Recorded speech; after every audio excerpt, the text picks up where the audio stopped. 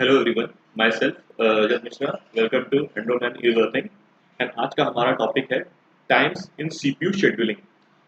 Last lecture में मैंने आपको बताया था कि प्रोसेस शेड्यूलिंग क्या होती है, शेड्यूलर्स कितने टाइप के होते हैं और शेड्यूलिंग एल्गोरिथम्स क्या क्या होती हैं। जिन एल्गोरिथम्स में मैंने हम लोगों ने F C F S, first come first serve के बारे में थोड़ा सा ओवरव्यू लिया था।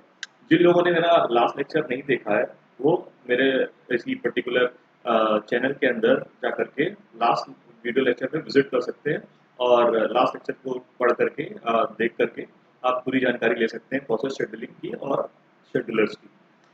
तो एफ सी एफ एस के न्यूमेरिकल स्टार्ट करने से पहले हम लोग को ये जानने का ज़रूरी है कि नंबर ऑफ टाइम्स या various times related to process कौन कौन से होते हैं। ठीक है, इनमें अराइवल टाइम होता है, कंप्लीशन टाइम होता है, बर्स्ट टाइम होता है, टर्न अराउंड टाइम होता है और वेटिंग टाइम होता है। इन टाइम की ज़रूरत आपको अपने न्यूमेरिकल में बहुत ज़्यादा पड़ेगी, इनमें कुछ फॉर्मूले भी होंगे। ठीक है, थैंक यू। हम लोग सबसे पहले ये जानते हैं अराइवल टाइम क्या होता है।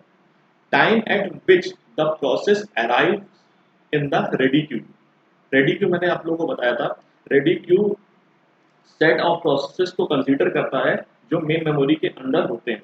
मतलब कोई भी पर्टिकुलर प्रोसेस एग्जीक्यूट होने से पहले उसका होना कहाँ पे जरूरी है, मेन मेमोरी में होना जरूरी है। सीपीयू तभी उसको एग्जीक्यूट करेगा जब वो मेन मेमोरी में होगा। तो रेडी क्यू क्या होता है, मेन मेमोरी में प्रोसेसेस के सेट को बनाता है। ठीक है, तो जिस टाइम आपका प्रोसेस सेकेंडरी मेमोरी से मेन मेमोरी में या फिर जॉब शेड्यूलर से जॉब क्यू से रेडी क्यू में पहुंचता है उसको क्या बोलते हैं, अराइवल टाइम बोलते हैं। ठीक है, तो time eight which the process arrives in the ready queue, that is called arrival time.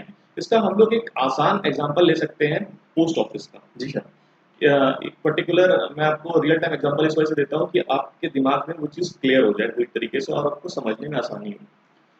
जिस टाइम आप पोस्ट ऑफिस में पहुंचे अपने किसी काम के लिए, कोई पर्टिकुलर लेटर जमा करने के लिए या फिर लेटर भिजवाने के लिए या फिर आरडी जमा करने के लिए, तो वो आपका क्या हो गया, पोस्ट ऑफिस में पहुंचने का अराइवल टाइम हो गया।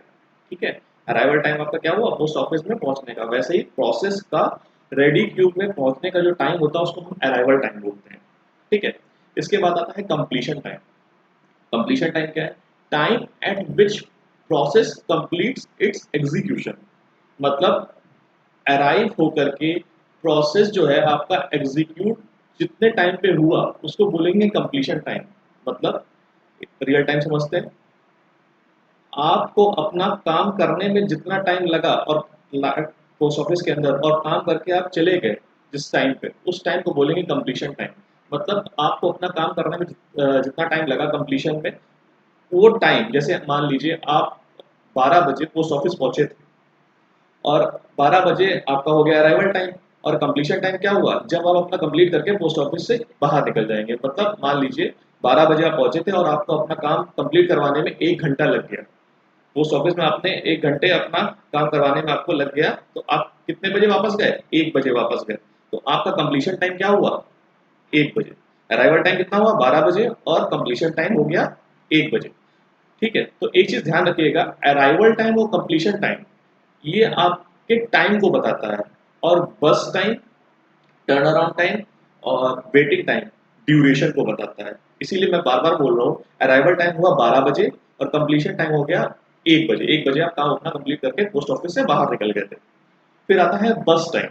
बस टाइम क्या है, time required by a process for CPU execution. मतलब प्रोसेस को जितना टाइम लगता है एग्जीक्यूट होने में उसको बोलते हैं बस टाइम। सीपीयू उसको एग्जीक्यूट करेगा, तो उसको जितनी देर में एग्जीक्यूट करेगा, जितना उसका बस टाइम होगा या फिर उसका एग्जीक्यूशन टाइम होगा, वो इस पे डिपेंड करेगा, बस टाइम पे। ठीक है, तो आपका प्रोसेस, आप पहुंचे पोस्ट ऑफिस 12 बजे, 1 बजे आपने अपना काम कंप्लीट करके आप पोस्ट ऑफिस से बाहर निकल गए। तो आपका बस टाइम क्या हुआ, बस टाइम वो टाइम हुआ जितनी देर में आपका काम वहां पर हुआ।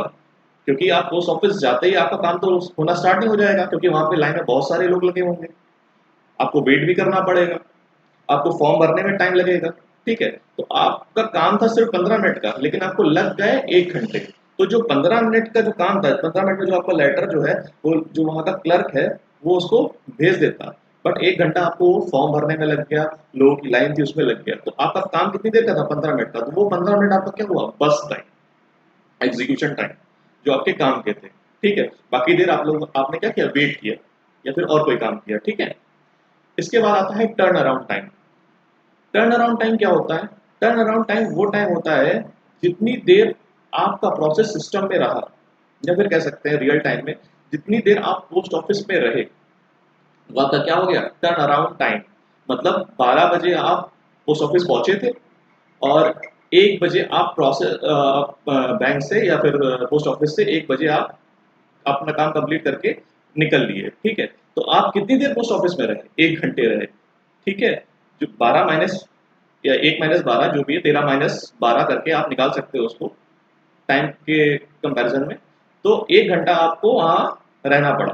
ठीक है, तो 1 घंटा जो आप पोस्ट ऑफिस के अंदर रहे वो आपका हो गया turn around time.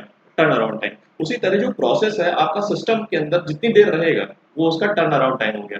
Turn around time निकालने के लिए आप एक पर्टिकुलर फॉर्मूला लगा सकते हैं, completion time minus arrival time. मतलब मान लीजिए 13 बजे मतलब 1 बजे आप पर्टिकुलर आप अपना काम कंप्लीट हो गया था आपका, और आप 12 बजे कहाँ पहुंचे थे? बैंक पहुंचे थे। तो 13 माइनस 12 कितना हो गया? 1। टर्न अराउंड टाइम कितना हो गया? 1। पोस्ट ऑफिस में आपको कितना टाइम लगा? 1 घंटा लगा। 1 घंटा आपने गुजारा। तो प्रोसेस अगर आपका सिस्टम में टाइम गुजार रहा है 1 घंटे, तो उसका क्या हो गया? वो टर्न अराउंड टाइम हो गया। इसके बाद आता है वेटिंग टाइम, जिसकी बात हमने पहले भी करी थी कि आपका जो पोस्ट ऑफिस में काम होना है वो 15 मिनट में होना है, लेकिन आपको कंप्लीट करने में पूरा टाइम कितना लग गया? 1 घंटा लग गया। मतलब आपने पोस्ट ऑफिस के अंदर 1 घंटा गुजारा। आप 12 बजे पहुंचे थे, 1 बजे तक वहां रहे, तो 1 घंटा गुजारा। बाकी के 45 मिनट आपने क्या किया? बाकी के 45 मिनट आपने वेट किया। कुछ और बंदे आए होंगे, कुछ आप फॉर्म भर रहे होगे, ठीक है ना, जाते आपका काम तो हो नहीं जाएगा, है ना। तो वो आपका क्या हो गया? वेटिंग टाइम हो गया। तो time difference between turn around time and burst time. Turn around time जितनी देर आपने वहां पे गुजारा, कितनी देर गुजारा था हम लोगों ने? 1 घंटे पोस्ट ऑफिस में गुजारा था, और हमारा काम कितनी देर में कंप्लीट होना था? 15 मिनट में कंप्लीट होना था। तो 1 घंटा माइनस 15 मिनट, तो वेटिंग टाइम हमारा कितना निकल के आया? 45 मिनट। तो ये हमारे कुछ टाइम होते हैं जो सीपीयू शेड्यूलिंग के न्यूमेरिकल में यूज होंगे, और ये टर्न अराउंड टाइम और वेटिंग टाइम का क्वेश्चन मोस्ट प्रोबेबली हर गेट के एग्जाम में, यूनिवर्सिटी एग्जाम्स में पूछा ही जाता है, जिसका फॉर्मूला आपको ठीक से क्लियर रखना है। फिर से समझ लीजिए, अराइवल टाइम आपका और कंप्लीशन टाइम ये टाइम को कंसीडर करता है। मतलब 12 बजे आप पहुंचे, 1 बजे वहां से आप निकल गए, लेकिन ये जो 3 चीजें हैं, कौन कौन सी? Turn around time, waiting time and burst time, ये ड्यूरेशन को बताता है। जैसे बस टाइम आपका 15 मिनट रहा, टर्न अराउंड टाइम 1 घंटा रहा, वेटिंग टाइम आपका 45 मिनट रहा। ठीक है, थैंक यू। इसके नेक्स्ट लेक्चर में हम लोग एफसीएफएस का न्यूमेरिकल करेंगे, और आप ट्यून रहे इस पर्टिकुलर हमारे चैनल में। Subscribe my channel by below subscribe link on YouTube.